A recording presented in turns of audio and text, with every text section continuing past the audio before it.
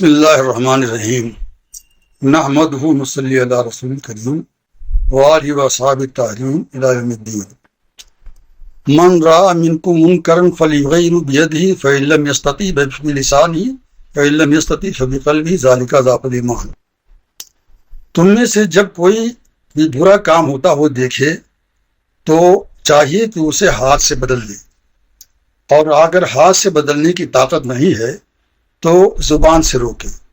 اور اس کی بھی طاقت نہیں ہے تو دل میں اسے نفرت کرے۔ یہ تو وہ حدیث اس کا مفہوم، لیکن سوچتے ہیں تو پتہ چلتا ہے کہ اللہ تعالیٰ کا کتنا بڑا کرم ہے کہ اللہ تعالیٰ نے ایک حکم دے کے نہیں چھوڑ دیا۔ اگر وہ چاہتا تو یہ کہتا کہ جب برائی ہوتا دیکھو تو اسے روک دو، بس ہم پر لازم تھا کہ ہم برائی ہوتا دیکھیں تو روک دیں، لیکن اس نے تھوڑا ہمارے ساتھ بہت ہی رحم کا معاملہ کیا اور یہ کہا کہ اگر اس کی طاقت نہیں ہے یا اس حالت میں ابھی نہیں ہو کہ ہاتھ سے روک سکو، جو کہ موجودہ زمانہ وہی ہے،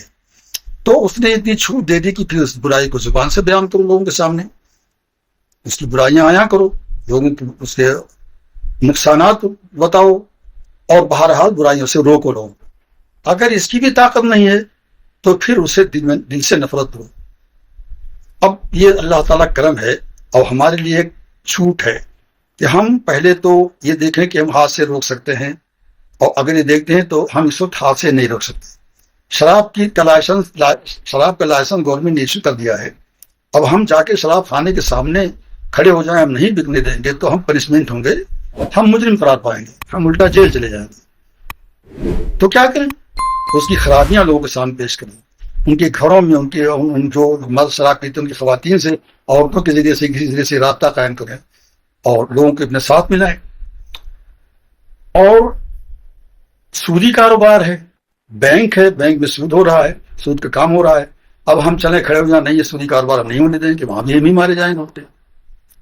تو کچھ ایسے کام ہیں جو ہم ہاتھ کھڑے ہو روک نہیں سکتے، اس کی برائیاں گنوا سکتے ہیں، لیکن اسی پر مطمئن ہو کے نہ بیٹھ جائیں، کوشش کرتے رہیں، اس حالت پہ پہنچ جائیں کہ ایک وقت ایسا ہے کہ جب ہم ہاتھ سے روک سکیں، اس کے لیے ذہن ہموار کریں، زیادہ سے زیادہ لوگوں کو اپنا ہم خیال بنائیں، اور جب دیکھ لیں کہ اتنی لوگ ہمارے ہم خیال ہو گئے ہیں تو پھر ہم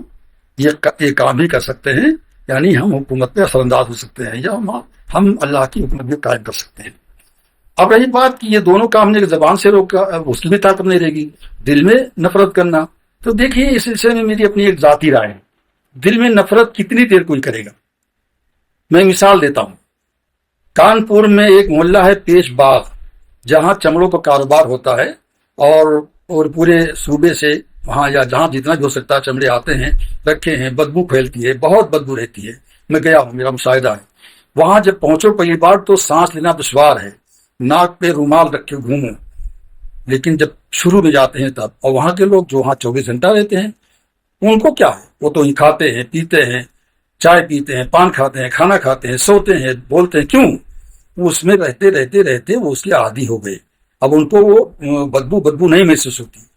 اور ہم بھی زیادہ دیر رہ جائیں ہم کو بدبو محسوس نہیں ہوگی۔ تو یہ برائی سے نفرت کرنا، یہ بھی اسی مثال سے سمجھی جا سکتی ہے کہ ہم برائی سے دل میں کب تک نفرت کریں گے، ایک دن ہم خود برائی کے خوگر ہو جائیں گے، برائی کے عادی ہو جائیں گے۔ لہذا یہ ہے میری کوشش کہ ہم اللہ تعالیٰ کی اس چھوٹ کو غنیمت سمجھیں، اور کوشش ہماری ہو کہ جلد سے جلد ہم مقام حاصل کریں کہ ہاتھ سے روک سکیں۔ وآخر دعوانا الحمد للہ۔